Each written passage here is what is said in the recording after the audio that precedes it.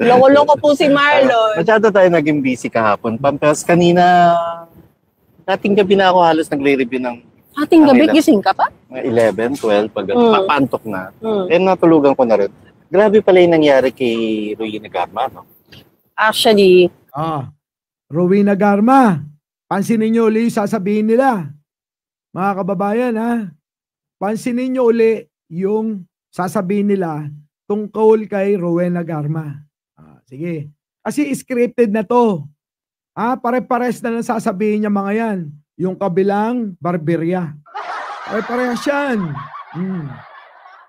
Yan. Isa rin tong mga istorya na kamulat-mulat.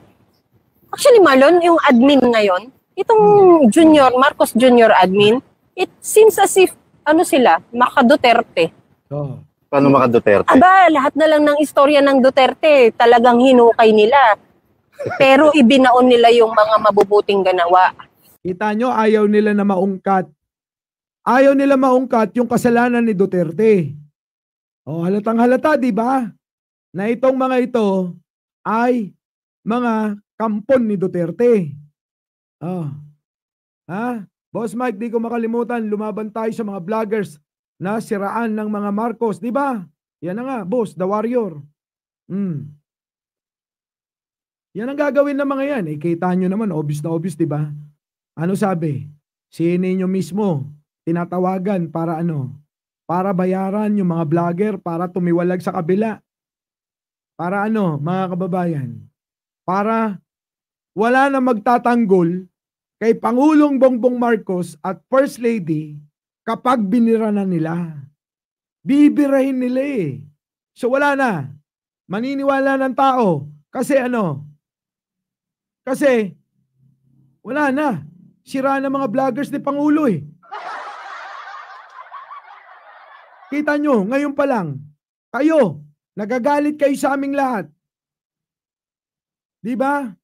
Kayo mismo, yung mga, marami sa inyo, nababasa ko. Mga nagsasabi nyo, solid kayo. Di ba? Kayo mismo, tumutulig sa amin. Ginagawa nyo kaming sinasabi nyo, fake kami.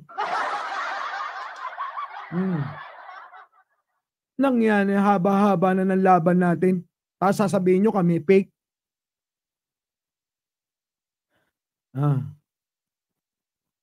Correct. Oo. Ayaw talaga nila tantanan. Ayaw nilang tantanan. Parang wala na silang alam na ibang trabaho ngayon sa Kongreso. Kundi halongkatin at hanapan ng baho at butas ang pamilya Duterte. Parang ang mandato nila ay maging Buti na lang. Oy, sa mga hindi pa nakasubscribe dito kay partner ko, kay Madam Ellie, mga kababayan, kakampi na natin yan. Namulat na yan sa katotohanan.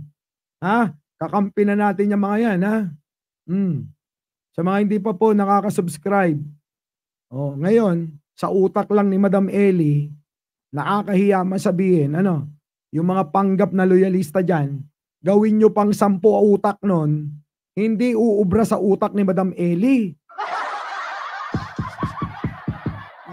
Kalma.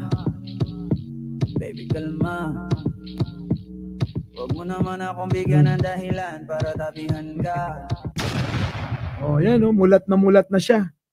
Diba? Ang daming isyong binato sa akin eh. Dahil sa inyo, Madam Ellie. Biruin nyo, ako pa masama. Ako na gumagawa na mabuti. Ako pa masama. Anak ng pating. Kaya minsan ang mga tao hindi mo na maintindihan kung ano talaga yung gusto nilang mabuti at kung ano yung tingin nila sa masama. Tingin nila sa mabuti, ano ba talaga? Tingin nila sa masama, ano ba talaga? Diba? Sige, tuloy. Yung bang pabagsakin ang mga Duterte na hindi naman na nakaupo ngayon. Kagaya ng isang Rodrigo Roa Duterte na dating presidente ng bansa. Alam mo ano dahilan? Bakit kaya? Sobrang insecure sila. Oo, Parang, alam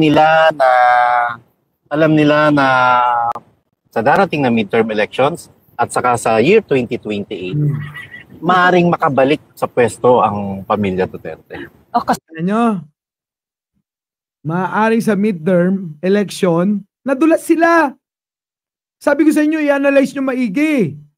Nadulas sila. Pakinggan nyo Sa midterm election, etong parating, maaari daw na makabalik ang mga Duterte sa Malacanang. Papayag ba kayo? Sige nga, papayag ba kayo? Ulitin natin para marinig ninyo.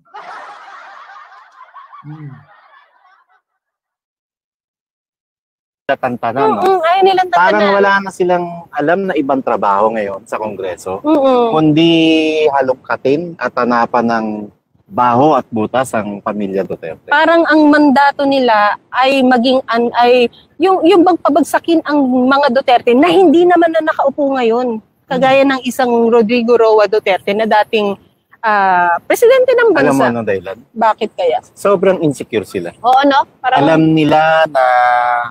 Alam nila na sa darating na midterm elections at saka sa year 2028, maaring makabalik sa pwesto ang pamilya Duterte.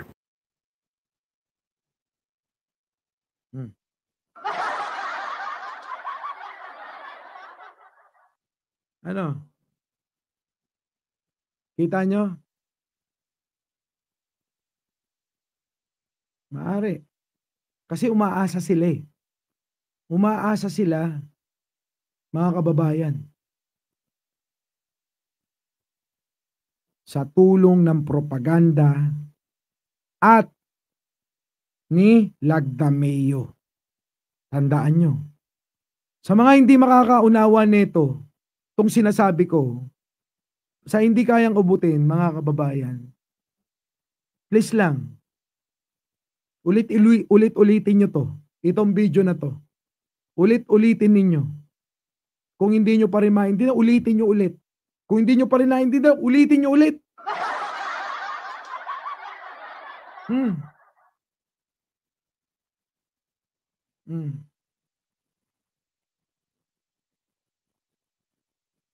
Ang sakit ng batok ko.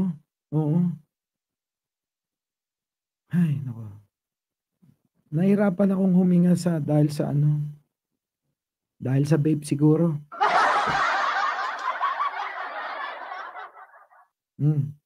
Di ba?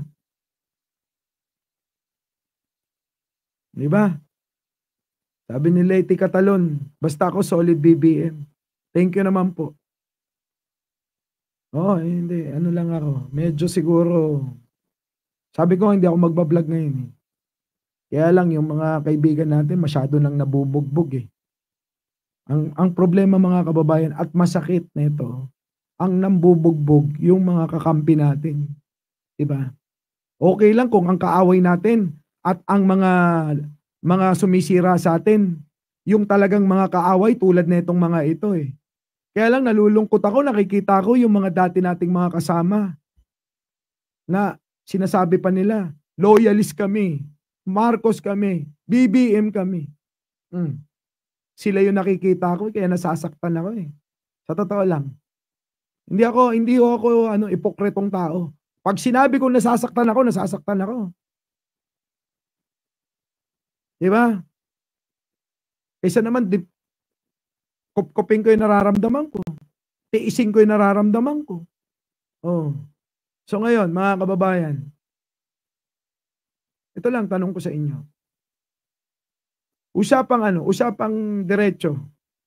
Kayo ba, gusto niya pa kami na makasama? Sa mga nagtatanggol at inaakala nila na binibira namin si Lagdameo. Kayo ba gusto niyo pa kami nakasama? Yan, sila ninyo. Sino pa ba yung mga bumibira daw kay Lagdameo? Sino pa? Yung mga kasama kasi minsan lang din ako makapanood ng mga vlog ng mga kapwa natin BBM vlogger eh. 'Di ba? Nag-uusap-usap na, nag-chat. 'Di ba? Kita nyo? Sakit sa dibdib talaga. Anyways.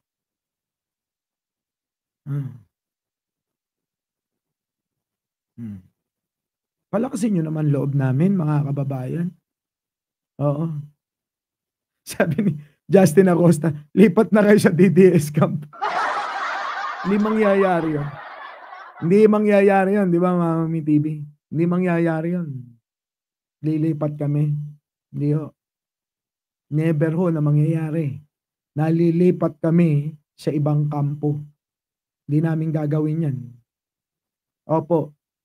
Sara ko na lang channel ko. Mabuhay na lang ako. Nang tulad dati, tahimik. Di ba? Ganun lang. Tapos na. Oh. Di ba?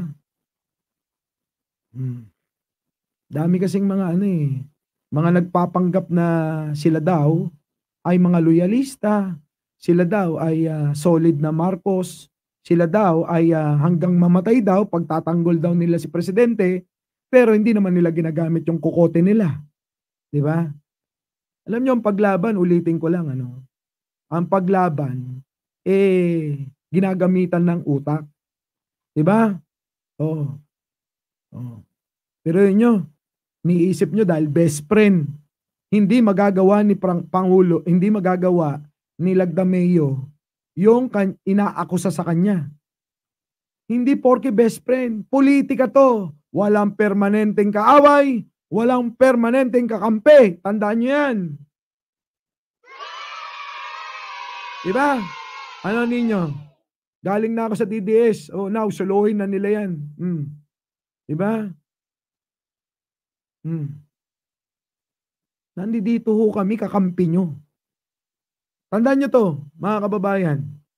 Nandito kami, kakampi nyo.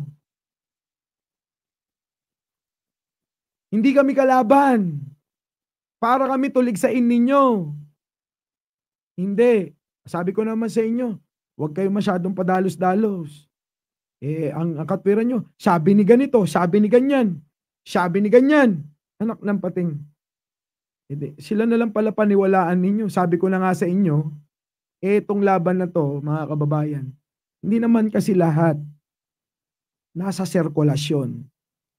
Hindi lahat nakakakuha ng tamang impormasyon. Hindi lahat konektado sa kung ano yung mga totoo na nangyayari sa loob. Nako. Anyways, boss, pasensya na kayo, hindi ko na itutuloy. Napakahaba nito. Opo. Pero wag nyo nang panoorin to. Oo. Itutuloy ko ba to o ano? Wag na. Medyo hindi okay yung aking mga kababayan pakiramdam. Sa totoo lang. Ha? Tandaan nyo kasi yung mga sinasabi ko sa inyo. Hindi ho lahat. Hindi ho lahat. Di lahat ng napapanood ninyo. Di ba, Mamita? Di lahat ng napapanood ninyo, totoo. Hindi lahat ng nagsasabing loyalista sila, totoo. Alamin ninyo, baka ginagamit lang nila yan. Maraming scammer. Tandaan nyo yan. Di ba si Norman Mangusin, ultimong apelyido ginamit. Di ba? Ultimong apelyidong Marcos ginamit. Yung pa kaya magpanggap lang na loyalista. Diba? Napakadali nun lalo. Magpanggap na loyalista. Si Norman Mangusing nga ginamit. Buong pati apelyido Diba?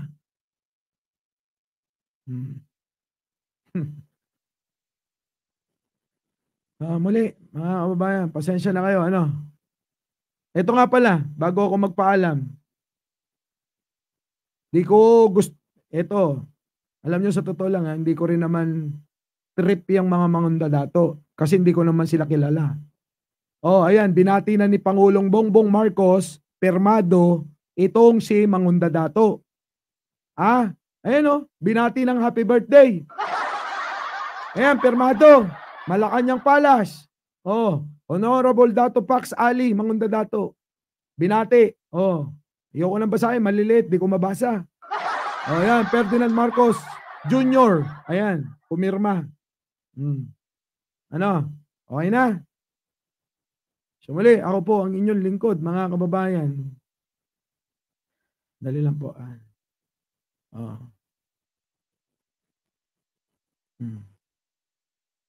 Muli, ako po ang inyong lingkod. Mike Cervera po ito. Oo, walang kakwenta-kwenta. Opo, ha? Walang kakwenta-kwenta po ako.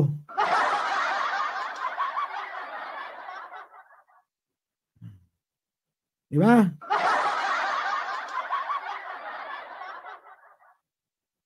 Maraming salamat po. Sige na po.